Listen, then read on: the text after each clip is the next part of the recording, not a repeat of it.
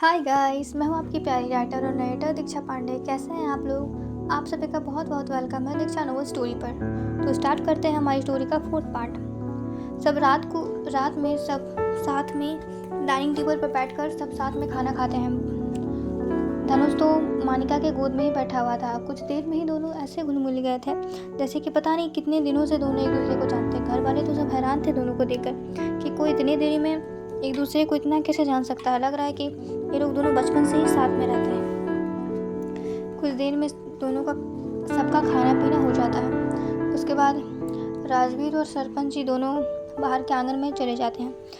उनका घर ज़्यादा बड़ा तो नहीं था, पर रहने लायक ठीक घर था, पर उनका आंगन बहुत ही ज़्यादा बड़ा था। और गर्मियों का दिन था, इसकी वजह से आम के पेड़, नीम के पेड़ और अमरूद के पेड़ से जो ठंडी ठंडी हवा आ रही थी वो दोनों के चेहरे पर पड़ रही थी।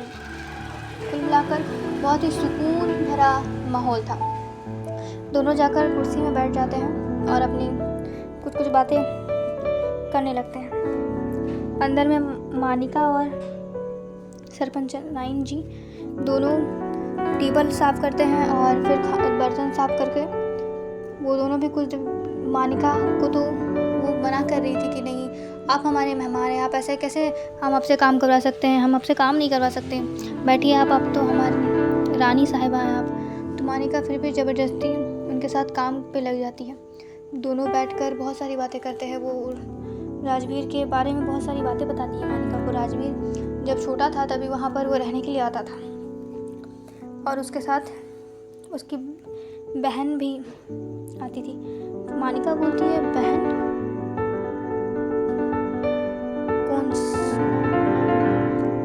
कौन बहन? उनकी तो कोई बहन नहीं है। बोली नहीं थी, बहुत ही प्यारी बेटी रहती थी, राजवंशिका। वो बहुत ही प्यारी बच्ची थी, बिल्कुल शांत सुशील, और राजवीर से भी बहुत ज़्यादा प्यार करती थी। राजवीर भी उससे बहुत ज़्यादा प्यार करता था।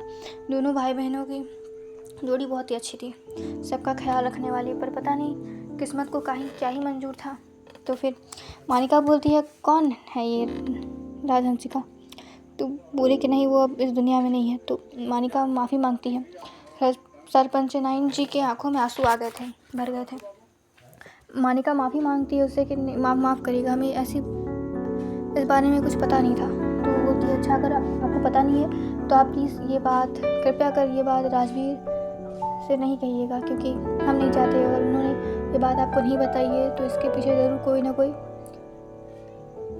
वजह होगी, वरना ऐसे तो वो किसी से अपनी कोई बात नहीं छुपाते हैं। और आप उस घर की बहू हैं, तो जब समय आएगा तभी वो लोग आपको उनके बारे में बता देंगे। पर उनके बारे में कोई जल्दी बात नहीं करता, क्योंकि उनसे सबको ही बहुत ज़्यादा प्यार करता था। पर पता नहीं किस राक्षस की नज़र पड़ गई और हमारी प्यारी सी फूल सी बच्ची इस दुनिया से चली गई।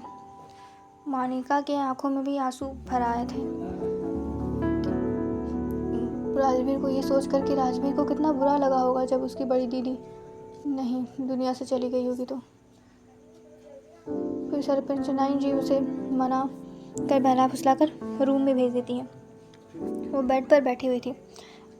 बेड पर बैठे हुए वो सोच रही थी कि उस बेड पर वो दोनों कैसे सोएंगी, क्योंकि एक दिनों से तो वो एक ही महल में रह रही थी, पर वो दोनों अलग अलग रूम में सोते थे। राजवीर अपने रूम में सोता था और मानिका गेस्ट रूम में सोती थी। अब उन्हें एक ही रूम में सोना पड़ेगा और बेड भी ज़्यादा बड़ा ही था, पर 2 लोग अच्छे से सो सकते थे उसमें। और रूम में कोई कुशन या फिर ऐसा कुछ था भी नहीं, छोटा सा ही रूम था, पर सब सुविधाएं थी रूम में। और बाहर की तरफ खिड़की खुलती थी जिससे कि बहुत ही ठंडी ठंडी हवा आ रही थी, जिससे कि गर्मी का आभास भी नहीं हो रहा था। रात मानिका वैसे बैठे बैठे ही उसकी आंख लग जाती है। रात के लगभग 12:30 बजे राजवीर अंदर आता है। तो वो देखता है कि मानिका ऐसे ही बैठे हुए, उसे अच्छा नहीं लगता कि अगर वो मानिका को कैसे डिस्टर्ब कैसे करे, पर वो सोचता है कि ये सोई क्यों नहीं, बैठी हुई क्यों है। फिर वह धीरे से अपना कुर्ता उतारता है और अपना नॉर्मल सी धोती पहनता है और मानिका के पास जाता है और सोच रहा था कि वो कैसे उठाएगा। वो हल्का सा हाथ मानिका के पास लेकर जाता है, फिर उठा लेता है फिर आवाज़ देने के लिए मुंह खोलता है पर उसके मुंह से आवाज़ ही नहीं कर रही थी। उसे मन ही नहीं कर रहा था कि वो मानिका की इतनी प्यारी नींद को वो खलल कैसे कर दे। पर मानिका रात भर तो ऐसे बैठे हुए रह नहीं सकती थी। वो करे तो करे क्या, उसे समझ में ही नहीं आ रहा था कि वो क्या करे। वो मानिका को उठाए या नहीं, तब मानिका खुद ही जाग जाती है। वो अपने राजवीर को इतना करीब खड़ा देखकर डर जाती है और सहम कर खड़ी हो जाती है। फिर वो हकलाते हकलाते बोलती है, वो जी वो हम तो बस बैठे हुए थे पर पता नहीं हमारी आँख कैसे लग गई। राजवीर बोलता है, रिलैक्स, शांत हो जाइए, आप इतना घबरा क्यों रही हैं? ठीक है, आँख लग गई तो आप इतना डर क्यों रही हैं? राजवीर को अच्छा नहीं लगता कि मानिका उससे इतना डर रही थी। तो मानिका बोलती है, जी वो हम डर नहीं रहे हैं, वो बस हमारी आँख लग गई थी, हम सोना नहीं चाहते थे, माफ़ कर दीजिए। तो राजवीर बोलता है, क्या आप माफ़ी क्यों मांग रही हैं? ठीक है, आँख लग गई थी, अच्छा अब चलिए सो जाइए, रात हो गई है, फिर हमें सुबह उठना भी है और कल हमारा उपवास भी है तो जल्दी उठना होगा और कल यज्ञ भी करना है तो थोड़ा जल्दी 4 बजे उठ जाना होगा जिससे कि यज्ञ की तैयारी भी हो सके। तो मानिका बोलती है, जी हम उठ जाएंगे। तो फिर दोनों की नज़र एक साथ बेड की तरफ जाती है। तो राजवीर देखता है मानिका भी बेड की तरफ देख रही है तो वो बोलता है मानिका से, अगर आप हमारे साथ कंफर्टेबल या सुरक्षित नहीं फील कर रही है तो हम ज़मीन पर सो जाते हैं। तो मानिका अचानक खड़ी हो जाती है, बोलते नहीं आप ज़मीन पर क्यों सोएंगे, हम ज़मीन पर सो जाते हैं। तो राजवीर बोलता नहीं, अच्छा नहीं लगेगा आप ज़मीन पर सोइएगा तो, और हमें पता है आप राजकुमारी हैं, आप कभी महल से बाहर भी नहीं गई होंगी ऐसे, और आपको तो ज़मीन में सोने की आदत नहीं होगी, हमें तो आदत है, हमने तो पत्थर पर भी अपनी रातें गुजारी है। मानिका फिर बोलती है कि नहीं हम सो जाएंगे। तो राजू बोलता, अच्छा ना आप ज़मीन पर सोना, ना हम आपको ज़मीन पर सोने देंगे और ना ही आप हमें ज़मीन पर सोने देंगे, तो इससे अच्छा कि हम दोनों ही बेड पर सो जाते हैं, और बेड इतना भी छोटा नहीं है कि हम दोनों सो नहीं पाए, हम दोनों आराम से सो सकते हैं। मानिका देखती है कि राजवीर ने अपना कुर्ता उतार रखा है, तो मानिका की नज़र उसके बॉडी पर जाती है। उसकी बॉडी बिल्कुल परफेक्ट थी, बिल्कुल राजा महाराजा वाली, बिल्कुल राजा और महाराजा वाली था। आखिर हो कैसा ना, वो था भी बिल्कुल चक्रवर्ती राजा। उसने बहुत ही मेहनत, उसे देखकर ही लग रहा था कि उसने बहुत ही मेहनत की है अपनी बॉडी पर। सांवला रंग उस पर, इतनी लंबी त्वचा, इतने बड़े बड़े बाहें और कंधे। मानिका अचानक देखती है, फिर बोलती है, आपने अपना कुर्ता क्यों उतारा है? वो थोड़ा डर रही है। तो राजू बोलता है, जी वो हमें कुर्ता पहनकर नींद नहीं आती, हमें ऐसे ही सोने की आदत है। तो मानिका बोलती है, अगर आपको कोई प्रॉब्लम है तो हम बदल लेते हैं, पहन लेते हैं। तो मानिका बोलती है, नहीं आप अपनी मर्ज़ी से ही कीजिए, हमें कोई प्रॉब्लम नहीं है। तो फिर दोनों बेड पर सो जाते हैं। वैसे तो दोनों को ही नींद नहीं आने वाली थी, आफ्टर दोनों को ही आदत नहीं थी किसी के साथ सोने की, दोनों ही अपने रूम में अलग अलग सोते थे।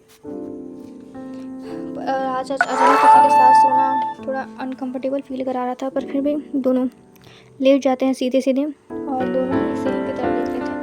कुछ देर में मानिका को नींद आ जाती है और मानिका राजवीर की तरफ करवट लेती है तो उसका हाथ राजवीर के कंधे पर आ जाता है। राजवीर अचानक से हटा जाता है, फिर वो देखता है कि मानिका का हाथ उसके कंधे पर है, तो वो हटाता है मानिका का हाथ अपने कंधे से और सीधा कर देता है। फिर मानिका उसके ऊपर आ जाती है।